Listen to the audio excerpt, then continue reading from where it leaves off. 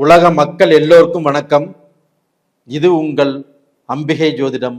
நான் உங்கள் ஜி கோபால் பேசுகிறேன்.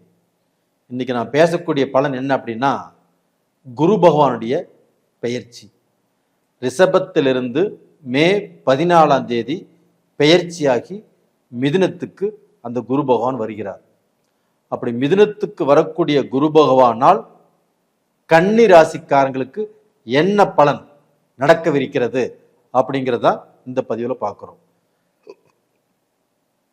அப்போ குரு பகவானுக்கு இஷ்டமானது பிடித்தது எது அப்படின்னா குங்குமப்பூ.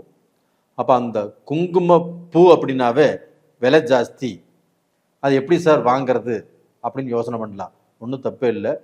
அந்த குங்குமப்பூவை வாங்கி அதில் 2 இதழ்களை தண்ணியில் போட்டு கொதிக்க வச்சு சாப்பிட்டு வந்தால் உங்களுக்கு குரு தோஷம் விலகும்.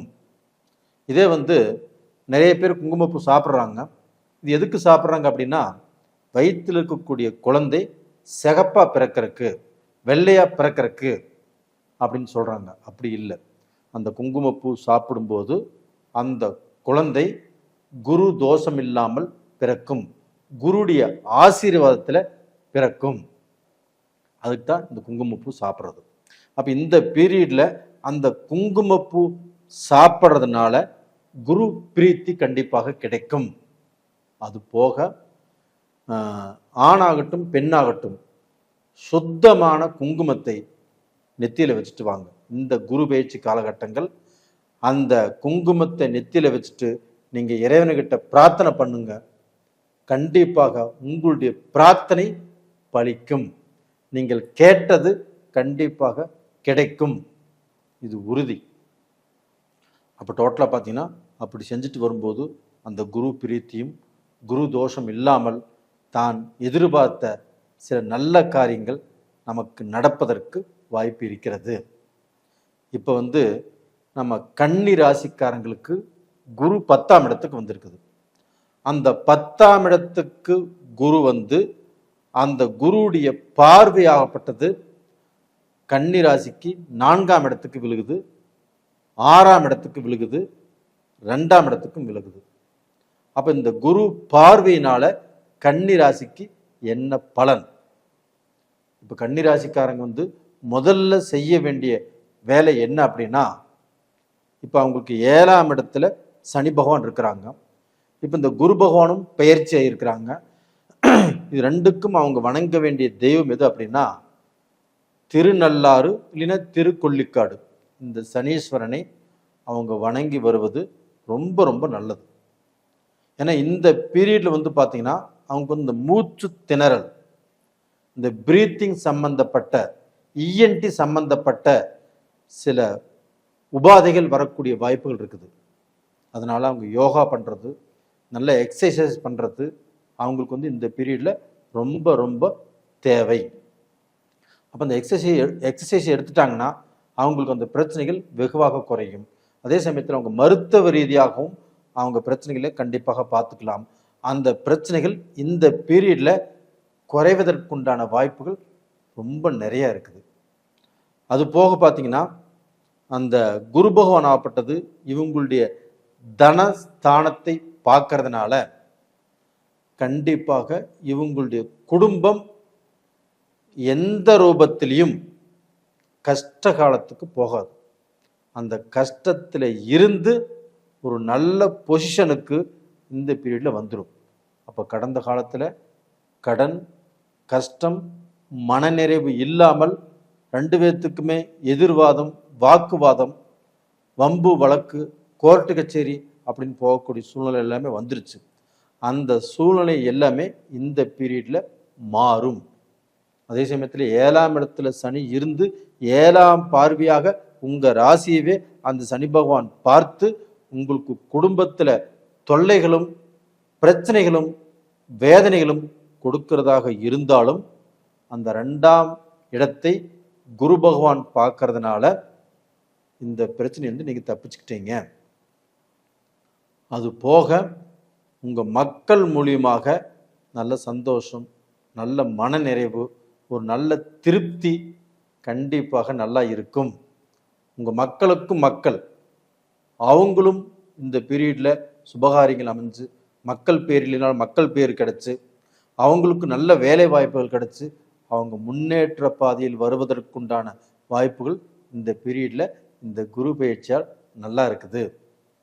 அதுபோக 4ஆம் இடத்தை அந்த குரு பகவான் பார்க்கறதுனால உங்களுக்கு பூர்வீக சொத்தோ, உங்களுக்கு உடன் பங்காளிகள்னால பிரச்சனையோ, பூர்வீக சொத்துல பிரச்சனையோ, உங்களுக்கு அது மாதிரி பிரச்சனைகள் தொடர்ந்து வந்துருந்துச்சுன்னா இப்போ அந்த பங்காளிகள் பிரச்சனை தீரும், பூர்வீக பிரச்சனை தீரும்.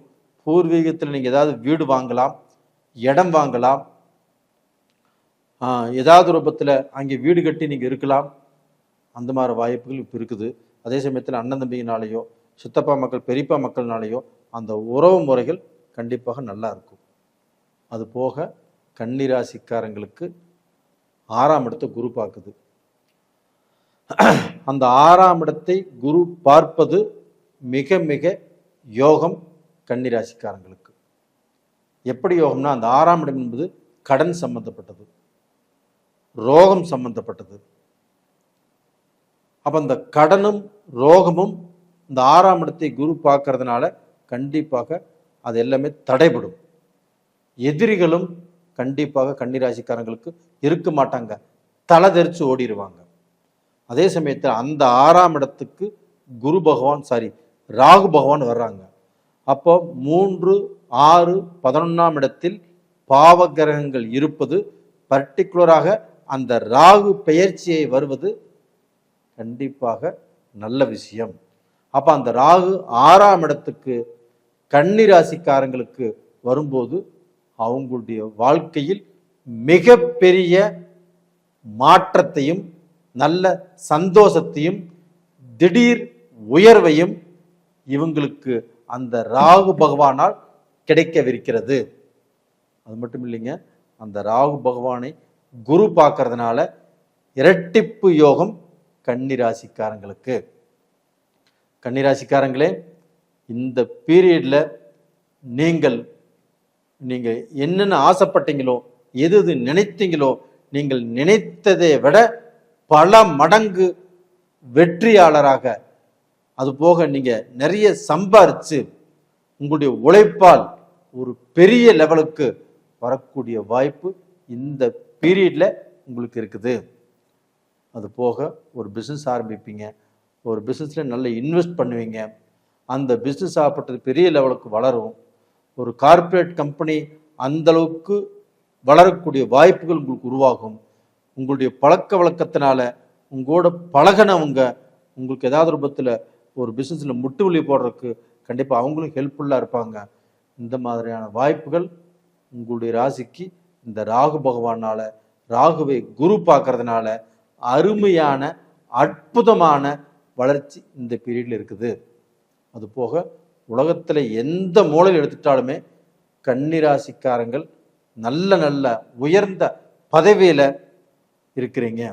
உங்களால் அந்த நாட்டுக்கும் சரி உலகத்துக்கும் சரி உங்களுடைய அறிவும் உங்களுடைய திறமையும் இன்றைக்கும் பயன்பட்டு இருக்குது. அப்படிப்பட்டவர்களுக்கு ஒரு நல்ல பொசிஷன், ஒரு நல்ல பதவி, ஒரு நல்ல அங்கீகாரம், ஒரு நல்ல நிலைமைக்கு வரக்கூடிய வாய்ப்புகள் உங்களுக்கு நல்லா இருக்குது. அது போக நீங்கள் வெளிநாட்டிலேயே சொத்து வாங்கக்கூடிய வாய்ப்புகள் உருவாகும், வெளிநாட்டில் சிட்டிசன் ஆகக்கூடிய வாய்ப்புகளும் உருவாகும். உங்கள் மக்களை கொண்டு வெளிநாட்டில் படிக்க வைக்கலாங்கிற ஒரு யோசனையும் குழப்பமாக இருக்கும், அவங்களுக்கு கொண்டு போய் இங்கே படிக்க வைப்பதற்குண்டான வாய்ப்புகளும் இப்போ நல்லா இருக்குது.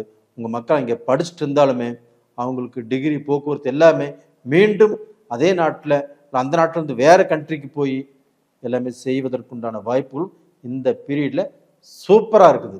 அதாவது இந்த பீரியடில் மாற்றங்கள் அப்படின்னா கன்னிராசிக்காரங்களுக்கு அடுத்து அடுத்து அடுத்து ஒவ்வொரு மாற்றமாக வந்துட்டே இருக்கும்.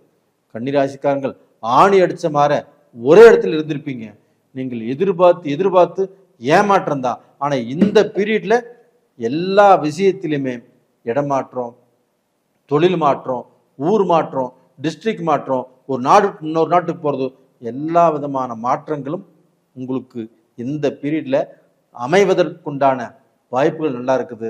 அந்த மாற்றத்தினால உங்களுக்கு சந்தோஷமும் மன நிறைவும் திருப்தியாக கிடைக்கக்கூடிய வாய்ப்புகள் இருக்குது. ஒன்றும் கவலையப்படாதீங்க, நல்லா இருங்க. அதே சமயத்தில் நல்ல வளர்ச்சியும் நல்ல பதவியும் நல்ல உயர்ந்த அந்தஸ்துக்கும் போகக்கூடிய வாய்ப்பு இருக்குது. கவலையே வேண்டாம். அதுபோக உங்கள் ஜென்மத்தில் இருந்த கேது பகவான் அந்த ஜென்மத்தை விட்டு விலகிறாங்க. இதுவும் ஒரு அட்டகாசமான டைம். அந்த ஜென்மத்தில் இருந்து உங்கள் நல்ல முடிவெடுக்க முடியாமல் பல குழப்பத்தை கொடுத்த அந்த கேது பகவான் விலகி 12ஆம் இடத்துக்கு போகிறது ஒரு மிகப்பெரிய ஒரு யோகம். கண்டிப்பாக நல்லா இருப்பீங்க.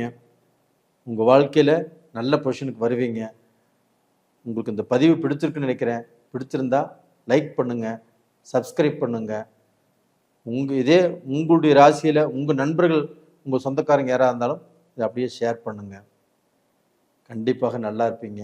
உங்களிடமிருந்து விடைபெறுவது உங்களின் ஜி கோபால். நன்றி, வணக்கம்.